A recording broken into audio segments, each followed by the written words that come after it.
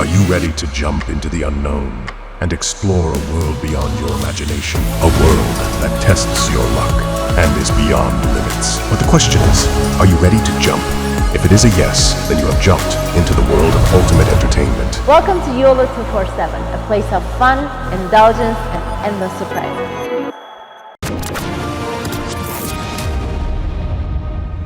पाकिस्तान ने ट्रेड की मीटिंग के बीच में बात करी है इस्लामोफोबिया की, उन्होंने बात करी है कश्मीर की, और चलते चलते ये भी बोल दिया कि भाई साहब जरा तेल दे देना। ये हाल है पाकिस्तान। अब पाकिस्तान ईरान से भीख मांग रहा है तेल, तो पाकिस्तान के होश फाख्ता हो गए, क्या बात है। अब पाकिस्तान को ये याद आ गया कि ईरान भी इस्लामी मुल्क है, तो फिर उसने वही पुरानी फॉरेन पॉलिसी का पैंतरा इस्तेमाल करा कि मुसलमान भाई, और फिर ये ईरान के पीछे पड़ गया। अब इनसे तेल मांग रहा है।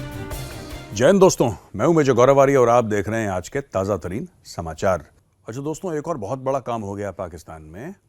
ये देखिए, FM Bilawal says plan aimed at removing impediments to bilateral trade. अच्छा, ये स्टोरी क्या है मैं आपको बताता हूं। पाकिस्तान और ईरान के फॉरेन मिनिस्टर्स मिले और इन्होंने बोला साहब कि हम 5 अरब के ट्रेड का टारगेट रखेंगे। नेबरिंग कंट्रीज हैं, यानी कि बलूचिस्तान आधा ईरान में है और आधा पाकिस्तान में है, तो बिल्कुल इनकी सरहदें, इनके बॉर्डर्स, इनकी सीमाएं मिलती हैं। तो बहुत तगड़ा इन्होंने एक प्लान बनाया कि 5 अरब की हम लोग ट्रेड करेंगे। मैंने पूरा आर्टिकल पढ़ा, जियो न्यूज़ का आर्टिकल है दोस्तों, मैंने पूरा आर्टिकल पढ़ा। ट्रेड की मीटिंग हो रही है, ये कारोबार की मीटिंग हो रही है, बिजनेस की मीटिंग हो रही है, धंधे की मीटिंग हो रही है, 2 फॉरेन मिनिस्टर्स के बीच में। और पाकिस्तान ने किस चीज़ के बारे में बात करी आपको पता ही होगा। पाकिस्तान क्या बात करेगा? पाकिस्तान ने ट्रेड की मीटिंग के बीच में बात करी है इस्लामोफोबिया की, उन्होंने बात करी है कश्मीर की, और चलते चलते ये भी बोल दिया कि भाई साहब जरा तेल दे देना। ये हाल है पाकिस्तान का। अब पाकिस्तान ईरान से भीख मांग रहा है तेल की।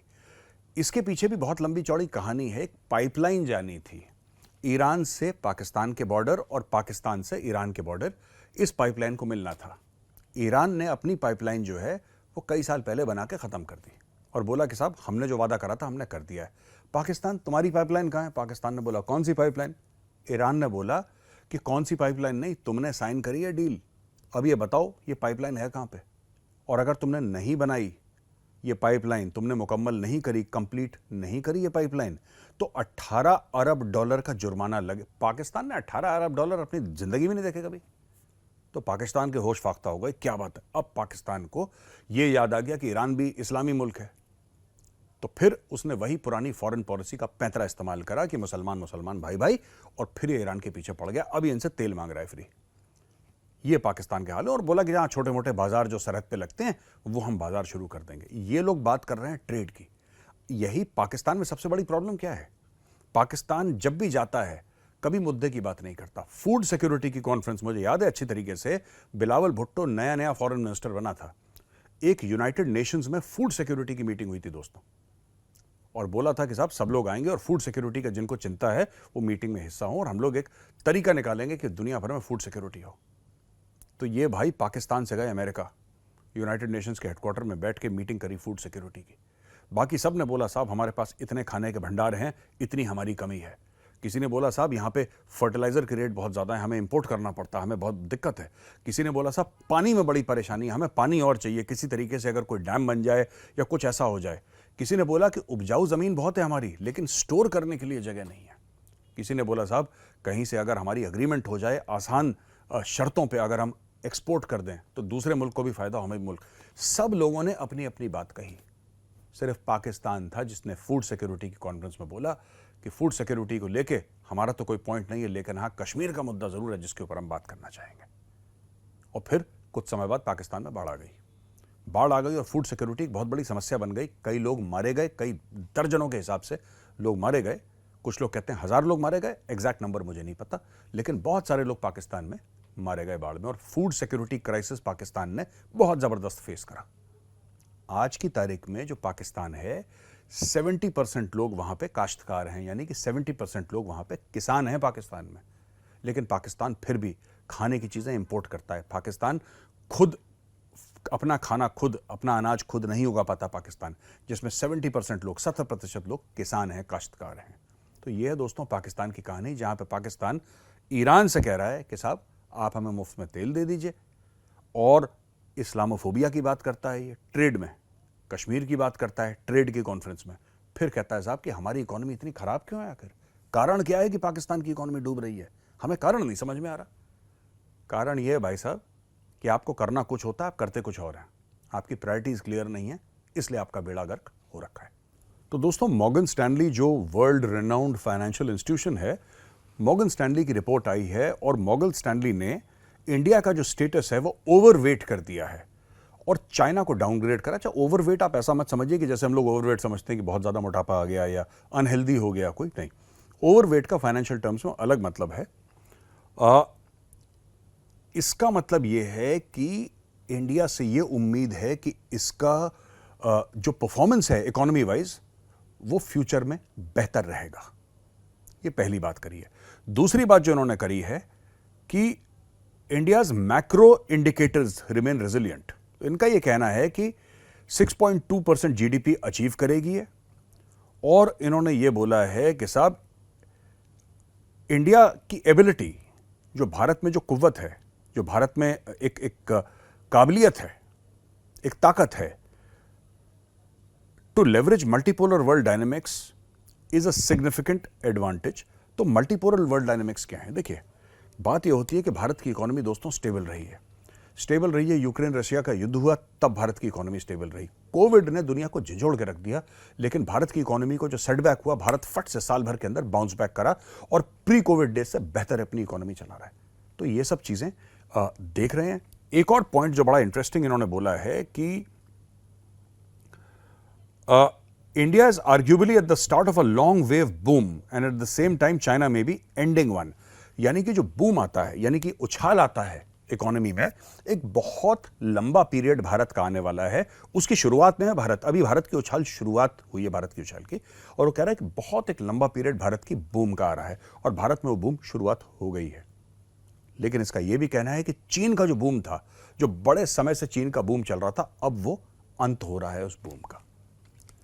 आखिरी चीज इसने जो बात करी है वो इनका यह कहना है कि Nations reform and macro stability agenda supports a strong capex and profit outlook. यानी कि जो भारत का जो मैक्रो इकोनॉमिक एजेंडा है, जो सरकार ने पॉलिसीज में फेरबदल करा है, पॉजिटिव पॉलिसीज दी हैं, उससे भारत केपेक्स में, केपेक्स क्या होता है दोस्तों, मैं ब्रीफली आपको समझा दूं बिजनेस टर्म्स में। केपेक्स होता है और ओपेक्स होता है। ओपेक्स होता है ऑपरेटिंग एक्सपेंडिचर। अगर कोई कंपनी होती है तो कंपनी में जो एम्प्लॉयज की तनख्वाहें होती हैं वगैरह, उसको हम ओपेक्स कहते हैं। और केपेक्स वो होता है कि जैसे आपने फर्नीचर खरीदा, बिल्डिंग खरीदी, जमीन खरीदा, कंपनी के लिए जो चीज खरीदी, वो ओपेक्स।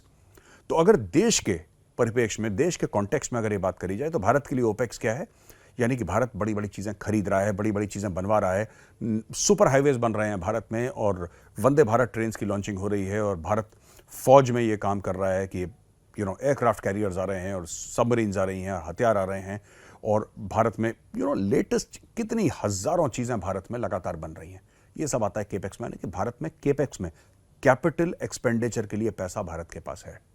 तो ये थी मॉर्गन स्टैनली की रिपोर्ट। उमर अता बंदयाल साहब जो हैं चीफ जस्टिस ऑफ पाकिस्तान, उनका यह कहना है कि जनाब हम रोक देंगे पाकिस्तानी फौज को कोई अनकॉन्स्टिट्यूशनल कदम उठाने से। हम रोक देंगे। कैसे रोक देंगे साहब? क्योंकि मिलिट्री कोड्स बनाई जा रही हैं। जो 9 मई का वाकया है, जिसके अंदर लोगों ने कोई सरगोदा की एयरफील्ड पे चढ़ दौड़ा, किसी ने कोर कमांडर के घर में तोड़फोड़ मचाई, कोई जीएचक्यू रावलपिंडी के अंदर घुस गया, 10 किस्म की चीजें लोगों ने करी। तो उनको फौज ने बोला है कि नहीं, आप मिलिट्री कोर्ट्स में आपकी ट्रायल होगी। लेकिन उमर अता बंदयाल क्योंकि पीटीआई सपोर्टर है और पीटीआई का मेंबर है उमर अता बंदयाल, वो माने ना माने, कह कि मेंबर नहीं हूं, लेकिन जिस तरीके से वो इमरान खान के सामने हाथ जोड़ के खड़ा रहता है और नतमस्तक होता है, इसकी सास Umar Ata Bandial, chief justice of Pakistan की जो सास है, वो पीटीआई की मेंबर है और ये पीटीआई का फुल सपोर्टर है। फुल सपोर्टर आप लगा लीजिए, मेंबर है chief justice of Pakistan, Pakistan Tehreek Insaf का। ये कहता है साहब मैं होने नहीं दूंगा, मैं फौजियों को कानून व्यवस्था और कॉन्स्टिट्यूशन को रोंदने नहीं दूंगा, मैं प्रोटेक्ट करूंगा कॉन्स्टिट्यूशन को, मैं दिफा करूंगा आईन की पाकिस्तान के। मैं उमर अता बंदयाल साहब को एक बात कहना चाहता हूं कि सर, इरादे आपके बड़े अच्छे हैं, लेकिन एक बात तो सोचिए, कब कौन कर पाया है पाकिस्तान में ये जो आप एक काम कर देंगे? ये वही पाकिस्तान है जहां पे नवाज शरीफ के गुर्गों ने सुप्रीम कोर्ट के जजेस के कपड़े उतारे और दौड़ा दौड़ा के सुप्रीम कोर्ट के परिसर में उनको पीटा है। ये वो पाकिस्तान है जहां के संविधान को जियाउल हक ने फाड़ के डस्टबिन में डाल दिया था। ये वो संविधान है जो इतनी बार रौंदा गया, इतनी बार रौंदा गया और इतनी बार इसके खिलाफ लोग गए हैं और उनके खिलाफ कोई कार्रवाई नहीं हुई कि अब ये जो संविधान है, ये जो आईन है पाकिस्तान का, लतीफा बन के रह गया है। उस संविधान के लिए उमर अता बंदयाल साहब जिहाद लड़ने चले हैं। तो मैं तो सिर्फ एक बात कहूंगा कि चीफ जस्टिस साहब, ये हारी हुई बाजी है जिसको आप खेल रहे हैं, ये आप बाजी जीत नहीं सकते, क्योंकि फौज वही करेगी जो फौज को ठीक लगता है। फौज कुछ नहीं करेगी। आपके घर में एक 9-10 साल की नौकरी वाला मेजर साहब भेजेंगे जिसके पास 20-50 फौजी होंगे। वो आपका सॉफ्टवेयर अपडेट करेंगे और सॉफ्टवेयर अपडेट करने के बाद आप भी यही बोलेंगे कि काश मैं वकील न बनता, काश मैं पाकिस्तानी फौज में अफसर बनता। ये आपके साथ होने वाला है। अच्छा, पाकिस्तान में मानिए कॉमेडी बंद ही नहीं होती, 24 घंटे कॉमेडी शो चलती है। अब पाकिस्तान में क्या हुआ क्रिकेट को लेके, ये जरा खबर सुनिए। पाकिस्तान में एहसान उल रहमान मजारी जो इंटर प्रोविंशियल कोऑर्डिनेशन मिनिस्टर हैं साहब, उन्होंने बोला कि एक कमेटी जो थी वो गठित करी गई थी बिलावल भुट्टो के अंदर, और उस कमेटी ने बोला है कि साहब वर्ल्ड कप इंडिया में हो रहा है, वर्ल्ड कप जो इंडिया में हो रहा है उसमें पाकिस्तान की टीम जाएगी तो उसके पहले यहां से एक टीम भेजी जाए सिक्योरिटी चेक करने के लिए भाई इंडिया में, कि भारत की सिक्योरिटी ठीक है कि नहीं। कॉन्फिडेंस देखिए पाकिस्तानियों का, बाकी दोस्तों कुछ मत देखिए, आप कॉन्फिडेंस देखिए भाई लोगों का।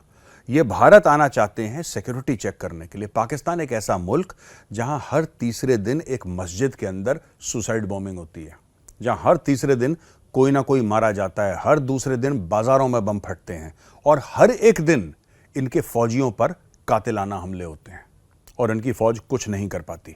वो पाकिस्तान जो आत्मघाती हमलों के सामने, जो दहशतगर्दों के सामने, आतंकवादियों के सामने घुटने टेक चुका है, बिल्कुल बेबस है। वही सांप जो पाकिस्तान ने पाले, जो पाकिस्तान ने पाल पोस के सपोले को बड़ा करके सांप बनाया, वही सांप उनको डस रहे हैं। और अब पाकिस्तान, जिसको कहते हैं ना उल्टा चोर कोतवाल को डांटे, अब पाकिस्तान भेज रहा है टीम कि भाई भारत में देखा जाए कि आखिर चल तो चल क्या रहा है, चक्कर क्या है भारत में, सिक्योरिटी का क्या प्रॉब्लम है भारत में, जरा इन्वेस्टिगेट करके आइए। मैं तो एक बात और कहना चाह रहा हूं, बाकी जितनी भी टीमें वर्ल्ड कप में आ रही है ना, उनको आईसीसी से गारंटी चाहिए और गारंटी मांगनी चाहिए उनको आईसीसी से, और आईसीसी से यह गारंटी मांगनी चाहिए कि साहब हम पाकिस्तान की टीम के बीच में अगर रहेंगे तो क्या हम लोग सेफ हैं, क्योंकि यही गारंटी पाकिस्तान ने मांगी है।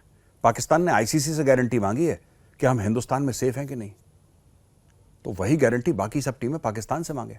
इनमें कुछ नहीं पता। पाकिस्तानी टीम में पता लगा बाबर आजम जैकेट पहना हुआ है, टॉस के बाद बीच मैदान में बटन दबा दे Babar Azam, who will be responsible. तो ये पाकिस्तान का कॉन्फिडेंस दिखाता है दोस्तों।